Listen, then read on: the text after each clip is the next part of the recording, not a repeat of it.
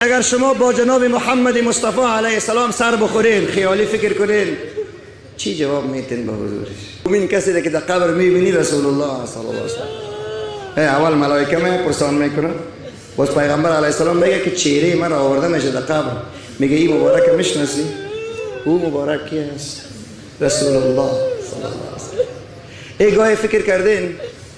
گاهی برادران، جوانان، ریسفیدان، خواهران، گاهی فکر کردین لحظه ای اگر شما با جناب محمد مصطفی علیه السلام سر بخورین، خیالی فکر کنین، چی جواب میتین به حضورش؟